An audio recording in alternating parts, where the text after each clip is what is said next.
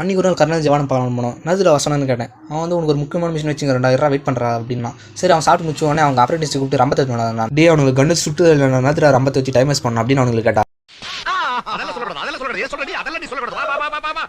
இப்படி சொல்லி நம்மளை வெளியே தோற்றி விட்டானுங்க.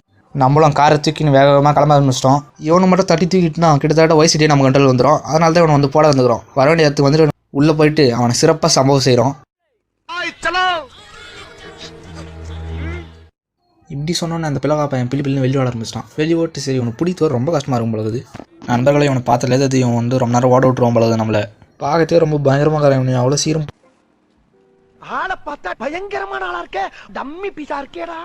2 போலீஸ்கார் தான் இருந்துச்சு நண்பர்களே. இப்போ வந்து போலீஸ்காரனை அடிச்சு தூக்கிட்டு கார் அவனும் கார் எடுத்து போலாங்கிறோம். இப்போ இந்த போலீஸ்காரை எடுத்து போயிட்டு நம்ம இந்த மான்ஸ்டர் ட்ரக்காக மாற்ற போகிறோம்.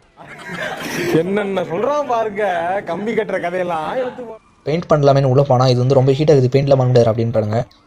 இது மாதிரி சொன்னதுனால வேறு வழியே இல்லாமல் வேறு கார் எடுத்து போகலாம். அதுக்குள்ளே நம்ம டாக்ஸி எடுத்து போகலாம். டாக்ஸி எடுத்து போயிட்டு நம்ம வந்து அதை பெயிண்ட் பண்ணிக்கலாம். டாக்ஸிக்காரனை பாய்ச்சி வெளியே போட்டு நம்ம கார் எடுத்துட்டோம். கார் எடுத்துன்னு வெற்றிகரமாக இப்போ ஏரியா போயிங்கிற நண்பர்களே. இப்போ நம்ம இந்த வண்டி எடுத்து போய் உள்ளே நாட்டிட்டுனா இதோட இந்த மிஷின் முடிஞ்சிடும். உள்ளே கொண்டு போய் பெயிண்ட் பண்ணியாச்சு நண்பர்களே. இதோட இந்த மிஷின் முடிஞ்சிச்சு. மறக்காமல் லைக் அண்ட் சப்ஸ்கிரைப் பண்ண மறந்துடாதீங்க.